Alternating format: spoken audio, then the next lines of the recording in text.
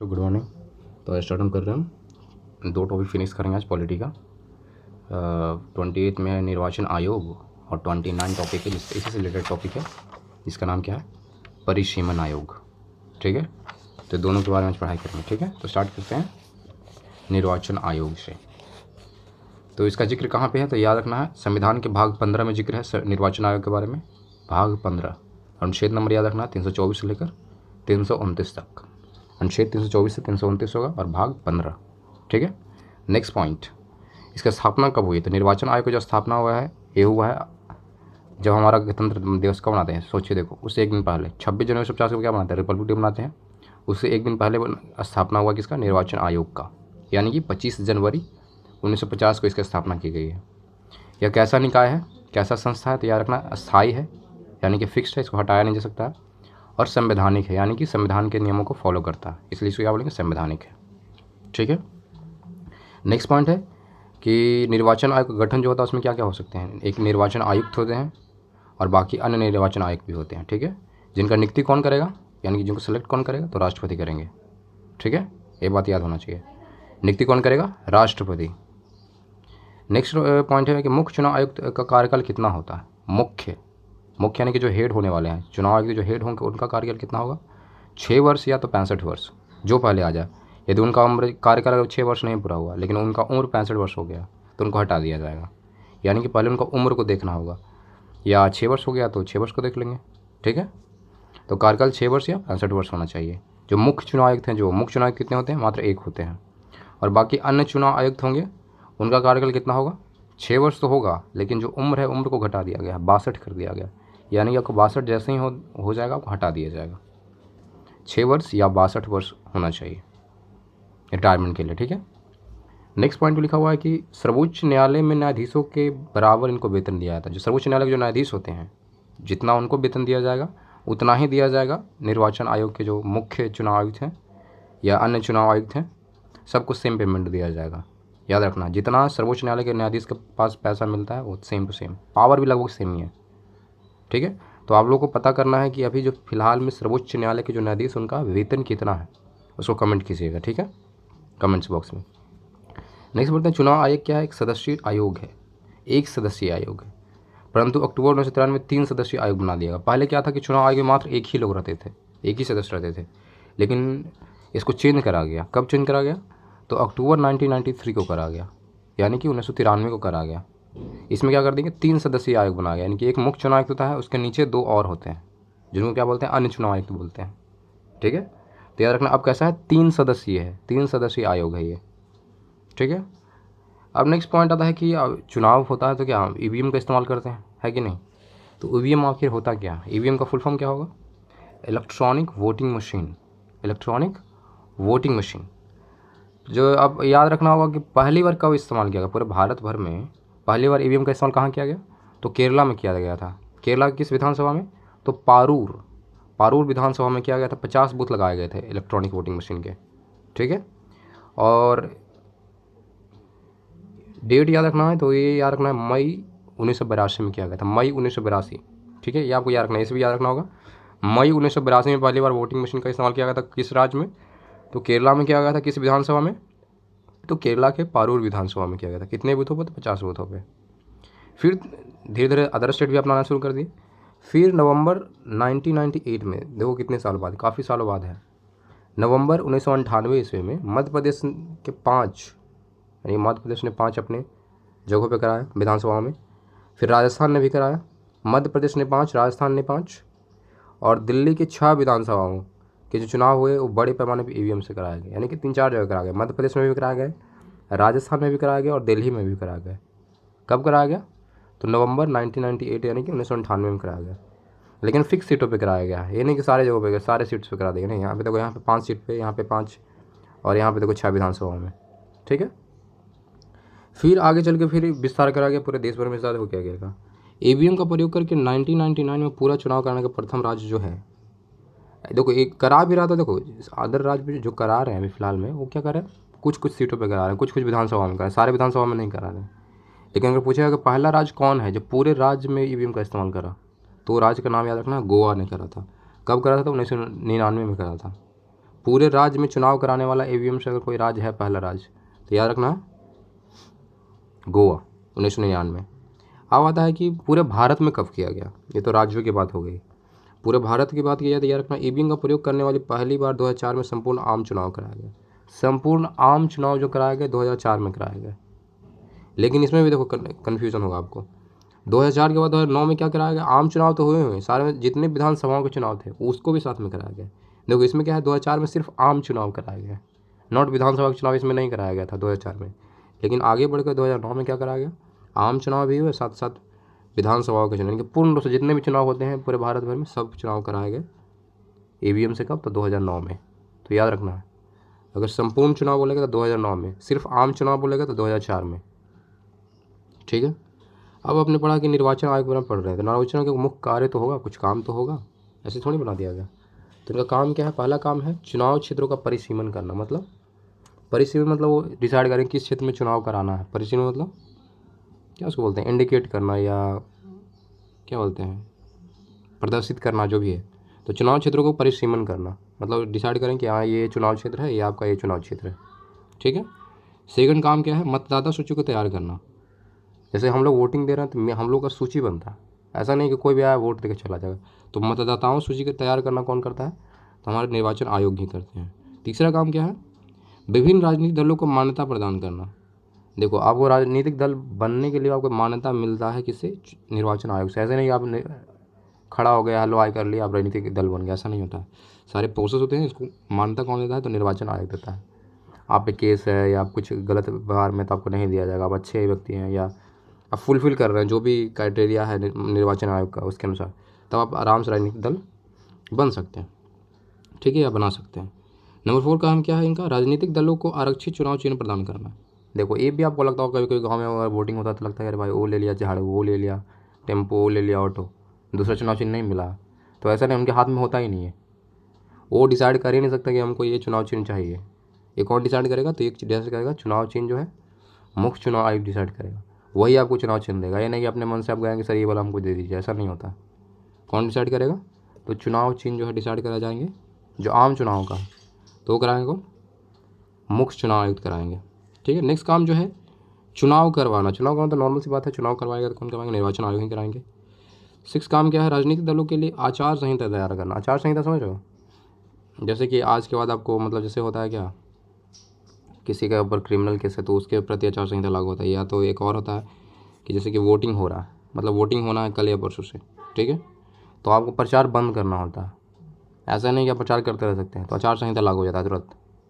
तो उसी को बोलते हैं आचार संहिता तैयार करना। ये 2 चीज़ रिलेटेड होगा, या आप या क्रिमिनल केस या कुछ भी गड़बड़ है तो आप में आपको हटा दिया जाएगा, या आपने वोटिंग से पहले मतलब कुछ समय पहले आपको बंद कर दिया था, अगर आपने बंद नहीं करा तो आचार संहिता लागू हो जाएगा। तो ये सारे काम किसके हैं, निर्वाचन आयोग के। ये कुल आपको 6 काम दिलाए। ठीक है। हम नेक्स्ट बढ़ते हैं निर्वाचन आयोग की स्वतंत्रता के लिए संवैधानिक प्रावधान। अब निर्वाचन आयोग है उसको भी तो स्वतंत्रता चाहिए, उसको प्रेशर में थोड़ी रहना है, वो अपने मन से करेगा जो भी करना होगा, है कि नहीं। ठीक है। तो ये संवैधानिक प्रावधान या संविधान में लिखा गया उनके लिए क्या क्या पावर है, देखो क्या क्या छूट दिया गया है निर्वाचन आयोग को। पहला तो दिया गया है एक संवैधानिक संस्था, आपको पता होना चाहिए, अर्थात इसका निर्माण जो है संविधान ने किया है। ये पॉइंट आपको याद होना चाहिए कि संवैधानिक संस्था का निर्माण कैसे होगा, संविधान के द्वारा ही होगा। दूसरा पॉइंट में लिखा होगा मुख्य चुनाव आयुक्त एवं अन्य चुनाव आयुक्त की नियुक्ति कौन करता है, तो राष्ट्रपति करता है। याद रखना, ये तो दिमाग में होना चाहिए। नियुक्ति कौन करेगा, जितने चुनाव आयुक्त करेंगे, जितने भी सदस्य हैं सबको नियुक्ति कौन करेगा, राष्ट्रपति करेंगे।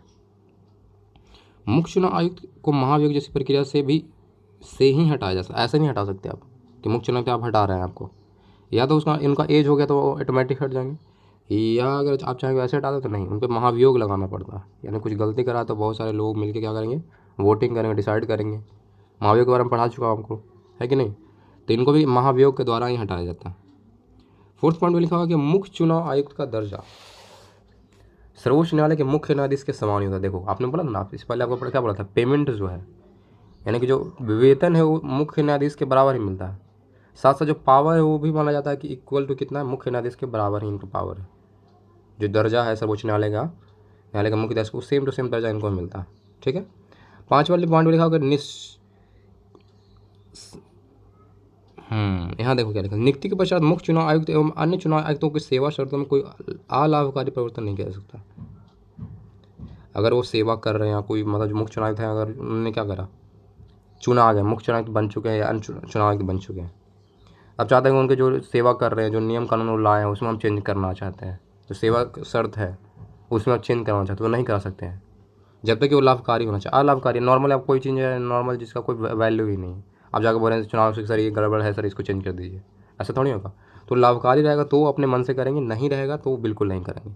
तो वही लिखा गया, नियुक्ति के पश्चात मुख्य चुनाव आयुक्त एवं अन्य चुनाव आयुक्तों की सेवा शर्तों में कोई अलाभकारी परिवर्तन नहीं किया जा सकता। ठीक है। 6 पॉइंट में लिखा हुआ कि मुख्य चुनाव आयुक्त एवं अन्य चुनाव आयुक्तों का वेतन भारत के संचित निधि से दिया जाता है। इसका मतलब क्या हुआ, जो हमारा खजाना है, रिजर्व जो है, हर एक कंट्री क्या रखता है, अपना अपना रिजर्व रखता है कि नहीं, तो जब हमारा खजाना उसी से दिया जाता है इनको वेतन, राष्ट्रपति को उन्हीं से दिया जाता है कि नहीं। तो इस तरह से इनको भी जो मुख्य चुनाव आयुक्त हैं या जो निर्वाचन आयोग जितने भी सदस्य, सबका वेतन किससे दिया जाएगा, भारत के संचित निधि से दिया जाएगा। ठीक है, ये पॉइंट आपको याद रखना चाहिए।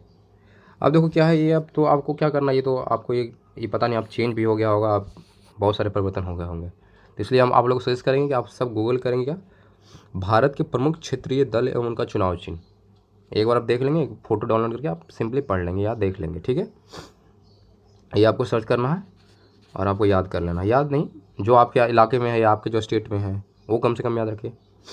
तो क्या है, भारत के प्रमुख क्षेत्रीय दल एवं उनका चुनाव चिन्ह, ये आपको एक बार देख लेना। एग्जाम में आते नहीं है लेकिन फिर भी आपको देख लेना। ठीक है, नेक्स्ट पढ़ते हैं, राष्ट्रीय दल का दर्जा हासिल करने के लिए आवश्यक है। अगर जैसे कि हमको बनना है राष्ट्रीय दल, माना कि हम क्षेत्रीय दल हैं, हम लोकल लोग वोट लड़ रहे हैं, गांव में लड़ रहे हैं, जिला में लड़ रहे हैं, लेकिन हमको नेशनल लेवल पर लड़ना, माना कि स्टेट में ही हम सीमित हैं, राज्य लेवल पे ही है, तो हम तो चाहेंगे ना कि मेरा विस्तार और नेशनल लेवल पर जाए, राष्ट्रीय दल बने।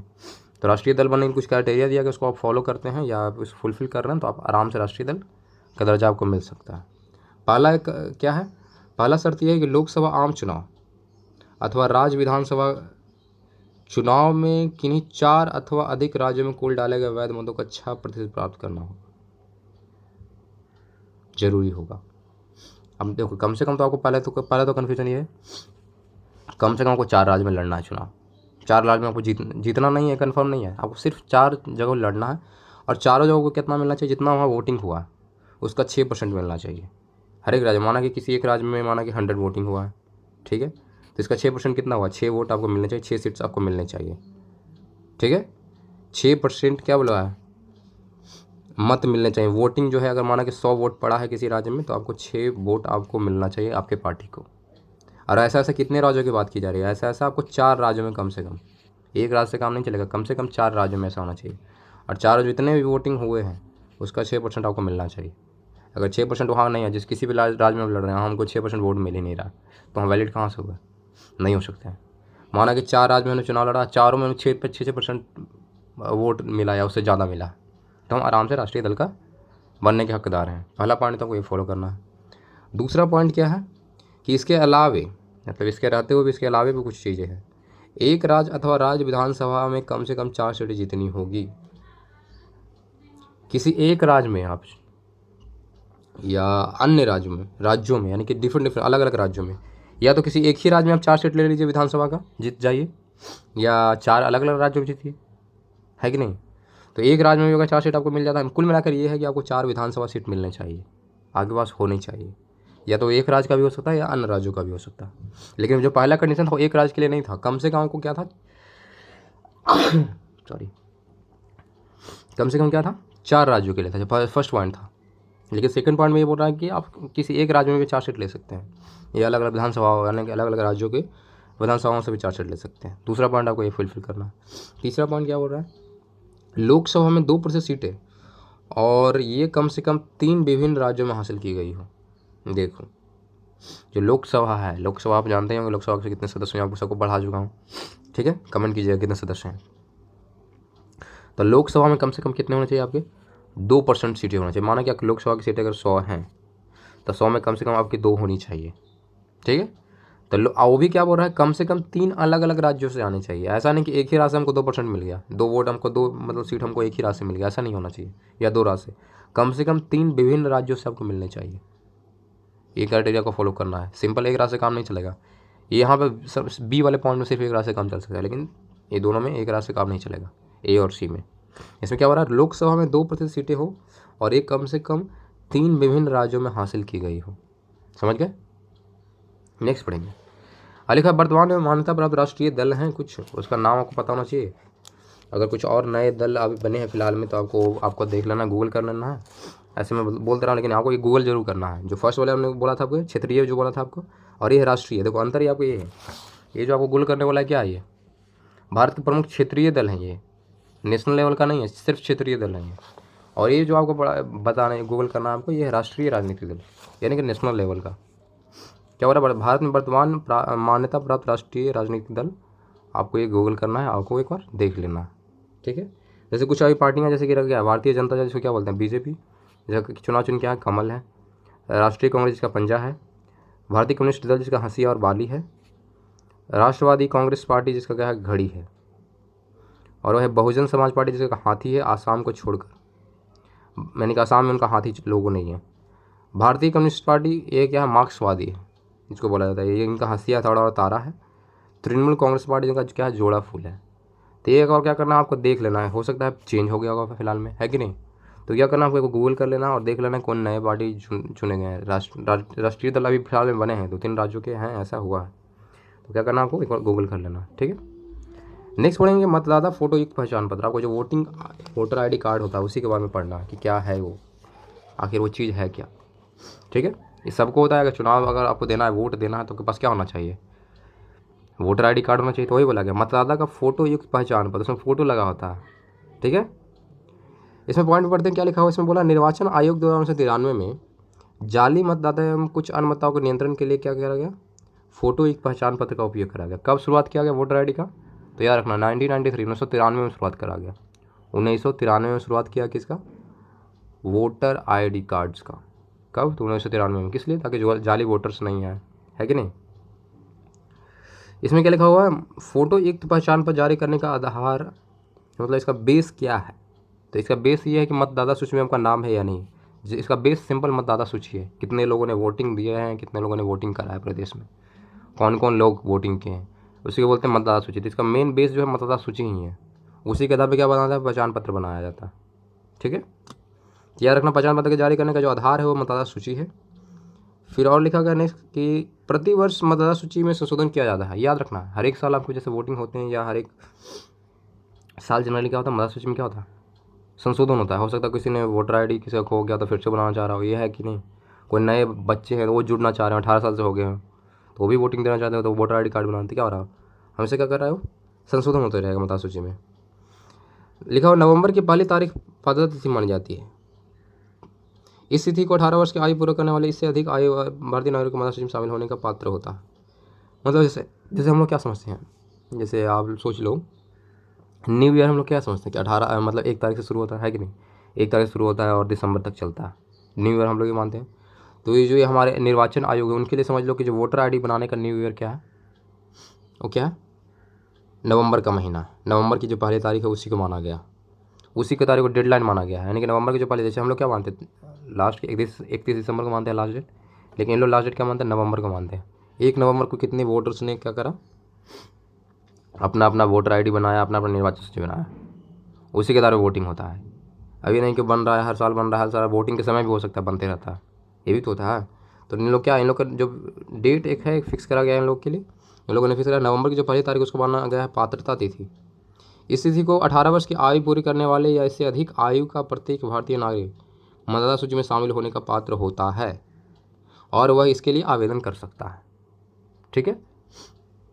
उसके बाद फिर वोटिंग शुरू हो ही जाता है, नवंबर के बाद मंथ के बाद लगता है लगभग वोटिंग शुरू हो जाते हैं। इसलिए नवंबर को डेड दिन माना गया, डेड साल का मतलब आखिरी दिन माना गया, इस दिन आप वोटर ID में जुड़ जाए, ये माना गया, ठीक है, ये बोला गया। नेक्स्ट पॉइंट में बोला गया है, लेकिन ऐसा फिक्स नहीं है कि आप कभी वोटर ID बना सकते हो, है कि नहीं। लिख रहा हो कि शामिल होने का पात्र होता है, 1 सेकेंड, हाँ, पहचान पत्र प्राप्त करने का कोई समय सीमा निर्धारित नहीं की जा सकती। यानी पहचान पत्र जब चाहे जब बना सकते हो, अभी आपका मन है तो अभी जाके आप ऑनलाइन बना सकते हो, यानी कोई समय तय नहीं किया गया, जब मन करे जब पहचान पत्र बना लो, ठीक है। तो ये था हमारा मतदाता फोटो युक्त पहचान पत्र के बारे में जिक्र, ठीक है। अब इसी से रिलेटेड एक और है आयोग जिसका नाम है, अब ध्यान दीजिएगा, काफ़ी इंपॉर्टेंट आयोग है, इसी से रिलेटेड काफ़ी छोटा टॉपिक है तो ध्यान दीजिएगा। इसका नाम है परिसीमन आयोग। परिसीमन तो समझ रहे हो क्या? परिसीमन तो क्या होता है, सोच के देखो। सीमा, सीमा लग रहा है ना कि क्षेत्र है, कोई क्षेत्र। तो ये क्या करता है, सीमा निर्धारित करता है, यानी कि इस इलाका में, इस इलाका का जो है ये आएगा, इस कैटेगरी में आएगा, ये जिला आएगा, ये मतलब ये क्षेत्र आ गया, ये विधानसभा क्षेत्र आ गया, है कि नहीं। ये मतलब ऐसा नहीं कर रहा, एरिया के बारे में नहीं कर रहा, ये क्षेत्रों के बारे में डिसाइड कर रहा है। वोटिंग से रिलेटेड बात है ये, कि ये जैसे आपका गाँव है तो गाँव आपका पंचायत ये क्षेत्र हो गया, इतना इलाका को आप बोलते हैं ये पंचायत में आ रहा है, वो इलाका उस पंचायत में आ रहा है कि नहीं।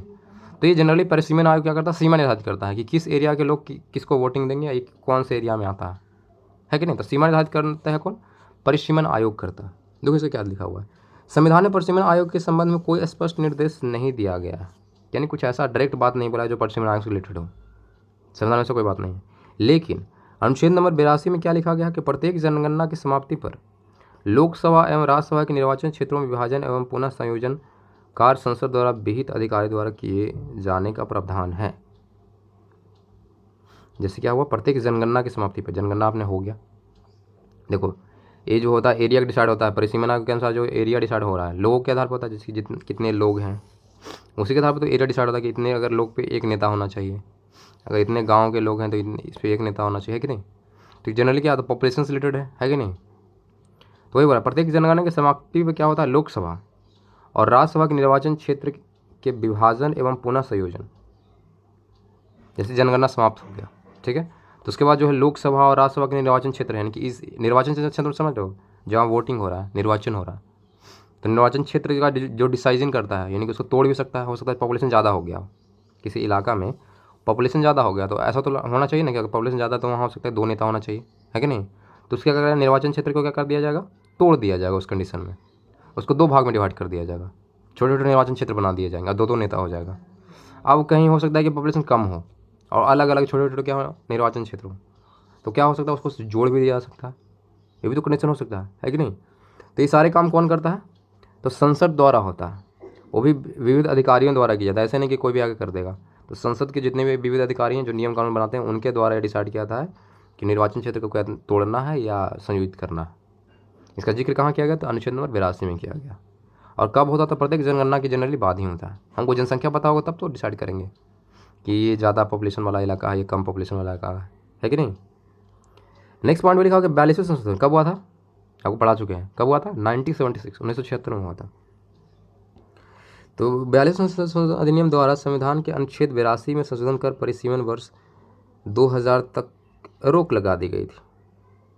देखो जो परिसीमन आयोग है जो काम कर रही थी, एरिया डिसाइड कर रही थी कि ये एरिया है, ये एरिया है, ऐसा ऐसा, तो इसको 42वें संशोधन हुआ था। तो क्या करा, 82 के तहत क्या करा, सन 2000 में क्या इसको रोक लगा दिया गया था, यानी कि स्टैंड बाय पोजीशन कर दिया था, अब ये काम नहीं करेगा, परिसीमन आयोग क्या अब एरिया डिसाइड नहीं करेगा। कब इसको रोक लगाया गया था, सन 2000 में इसको रोक लगा दिया गया था, याद रखना, सन 2000 तक इसको रोक लगा के रखा गया था कि परिसीमन आयोग अब काम नहीं करेगा, ठीक है। किसी तो 42वें संशोधन में ऐसा करा गया। फिर आगे बढ़ के क्या हुआ, फिर लिखा 84वें संशोधन में, यानी कि 82 के बाद 84वें संशोधन अधिनियम 2001 के द्वारा संविधान के अनुच्छेद 82 और 170(3) के शर्तों में संशोधन किया गया, जिसके अनुसार देश में लोकसभा एवं विधानसभा सीटों की संख्या में वर्ष 2026 तक कोई वृद्धि अथवा कमी नहीं की जा सकती। समझ में आया। इसमें फिर से संशोधन किया गया। 82वें संशोधन क्या करा, हमने परिसीमन आयोग को स्टॉप कर दिया कि नहीं, है कि नहीं। फिर इसमें पॉइंट जो लिखा गया कि 84वें संशोधन जो कब हुआ था, 84 नंबर का जो संशोधन हुआ कब हुआ, तो 2001 में किया गया था, ठीक है। इसमें क्या डिसाइड करा गया, इसमें जो अनुच्छेद नंबर 82 उसमें कुछ चेंजेस करेंगे, और जो अनुच्छेद नंबर 170(3) है उसमें भी कुछ चेंजेस करा गया।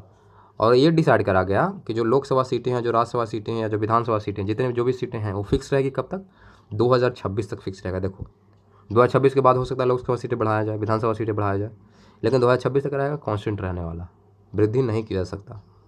ये कब किया गया विचार, तो ये 2001 में डिसाइड करा गया। किस संशोधन में, तो 84वें संशोधन में, ये दिमाग में होना चाहिए। नेक्स्ट लेवल परिसीमन आयोग 2002 का गठन 12 जुलाई। अब देखो इससे पहले हमने क्या पढ़ा था कि सन 2000 में तो समाप्त कर दिया गया था परिसीमन आयोग, कोई काम नहीं था, है कि नहीं। और ये अलग पॉइंट है, ये 84 नंबर इसी परिसीमन आयोग से थोड़ा सा हटके पॉइंट है, जो कि इसमें बोला गया कि 2026 तक सीटों को बढ़ाया या घटाया नहीं जा सकता, ठीक है।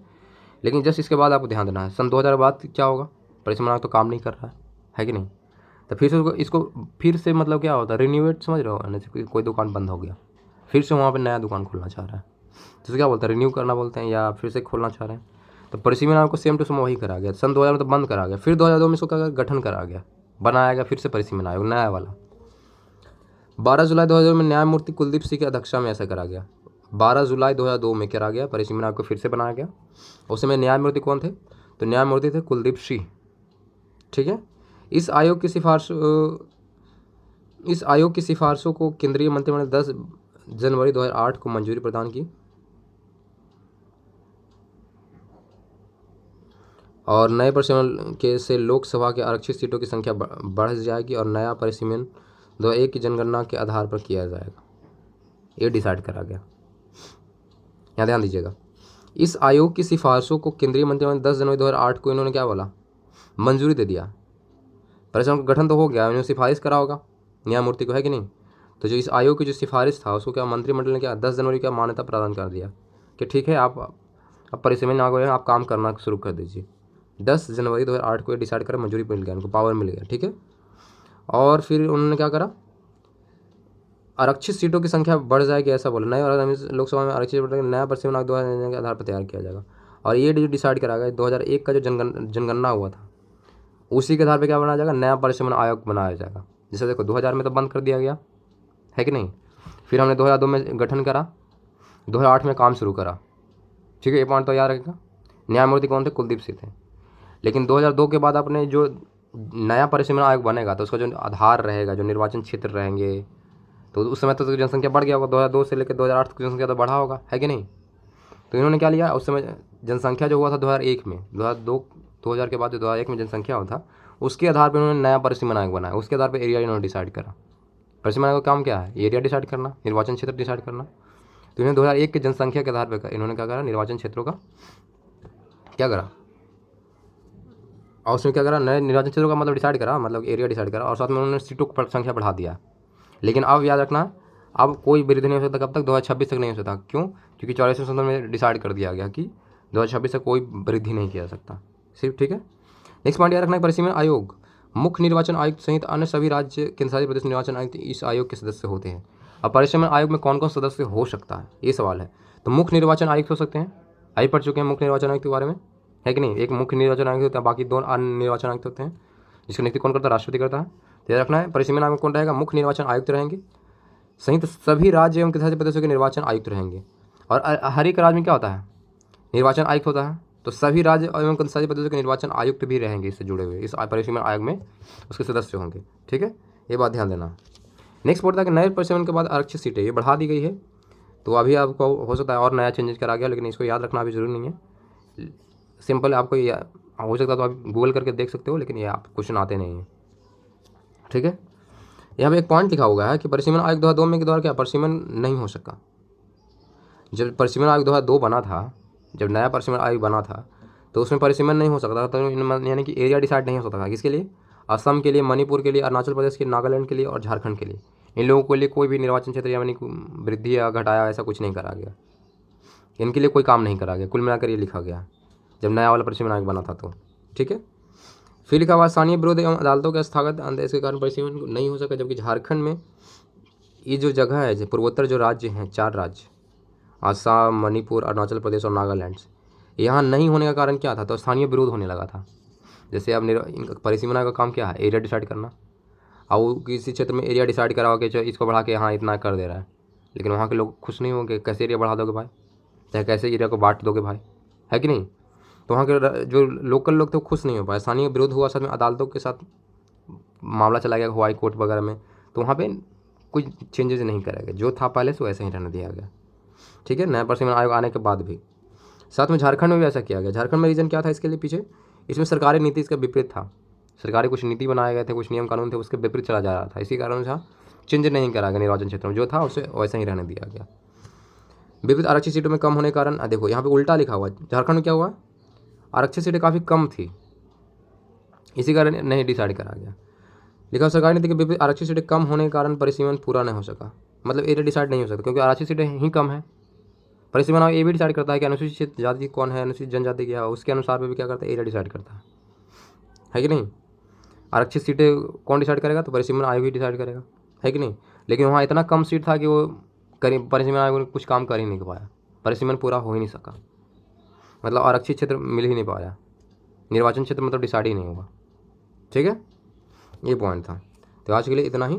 ये था हमारा परिसीमन आयोग और ये हमारा था निर्वाचन आयोग, जो कि फिनिश हो गया। तो आज के लिए इतना ही। Thank you.